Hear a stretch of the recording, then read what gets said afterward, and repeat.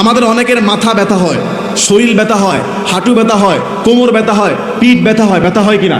আজকে আপনাদেরকে একটা দোয়া শিখিয়ে দিব, ব্যথা ভালো হওয়ার দোয়া। শিখবেন এটা? নবী সাল্লাল্লাহু আলাইহি সাল্লাম বলেছেন, ব্যথা যেই জায়গায় হবে, ব্যথা যেই জায়গায় হবে ওই জায়গায় হাত রেখে প্রথমে বিসমিল্লাহ পড়বেন 3 বার। কয়বার বলেন? বিসমিল্লাহ, বিসমিল্লাহ, বিসমিল্লাহ। কয়বার হলো? 3 বার। মনে করেন আপনার মাথা ব্যথা, মাথায় হাত ধরে বিসমিল্লাহ, বিসমিল্লাহ, বিসমিল্লাহ 3 বার এটা পড়বেন। এরপরে ছোট্ট দোয়াটা পড়বেন 7 বার। কয়বার? ছোট্ট দোয়াটা পড়বেন 7 বার। আমি যেমনি পড়েছি, হাদিস অনুযায়ী হাত রেখে পড়েছি, সঙ্গে সঙ্গে একটু পরে ভালো হয়ে গেছে।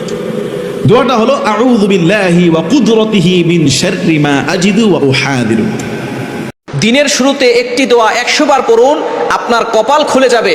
আল্লাহ পাক রব্বুল আলামিন আপনার গুনাহ মাফ করবেন, আল্লাহ তাআলা আপনার সম্মান বাড়িয়ে দিবেন, আল্লাহ তাআলা সওয়াব দিবেন এই পরিমাণ যে আপনি কল্পনা করতে পারবেন না। যে ব্যক্তি এই দোয়াটা সকালে 100 বার পড়তে পারবে, আল্লাহ পাক রব্বুল আলামিন তাকে শয়তানের আক্রমণ থেকে বাঁচাবে। 2 নাম্বার, যে ব্যক্তি 100 বার পড়বে তার 100 গুনাহ আল্লাহ ক্ষমা করে দিবে। 3 নাম্বার, যে ব্যক্তি 100 বার পড়বে 100টি নেকি তার আমলনামায় দিয়ে দিবে এবং 100 গুণ মর্যাদা আল্লাহ তাআলা বাড়িয়ে দিবেন।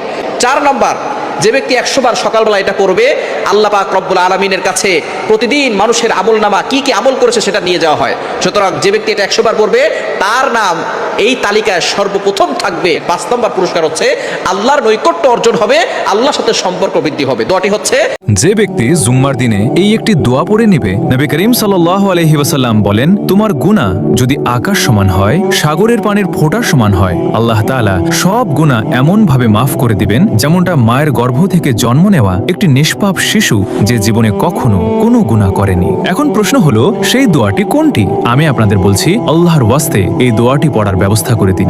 আপনার বাবা মা, আত্মীয় স্বজন এবং বন্ধুদের কাছেও এই দোয়াটি পৌঁছে দিন। আপনার কারণে যদি কেউ এই দোয়াটি পড়ে তাহলে আপনিও সমান সওয়াব পাবেন। সেই দোয়াটি হলো, আস্তাগফিরুল্লাহাল্লাযী লা ইলাহা ইল্লা হুয়াল হাইয়ুল কাইয়্যুম ওয়া আতুবু ইলাইহি। জুম্মার দিনে এই দোয়াটি পড়ে নিলে ইনশাআল্লাহ আপনার সব গুনাহ মাফ হয়ে যাবে।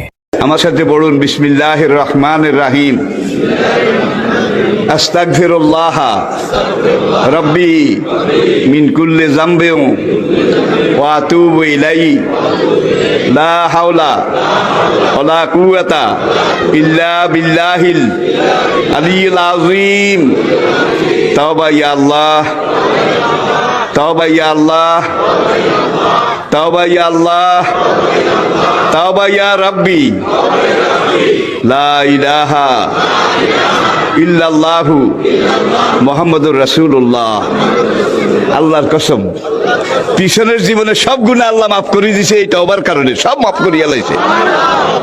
আপনি যদি ঘুমানোর সময় ডান কাঁধে শুয়ে এই দোয়াটা 3 বার পাঠ করেন, রাসূলুল্লাহ সাল্লাল্লাহু আলাইহি ওয়াসাল্লাম বলেছেন, দুনিয়ার শুরু থেকে এই পর্যন্ত যত ফোঁটা বৃষ্টির পানি পড়েছে, আপনার যদি তত পরিমাণ গুনাহও থাকে আল্লাহ তাআলা মাফ করে দিবেন।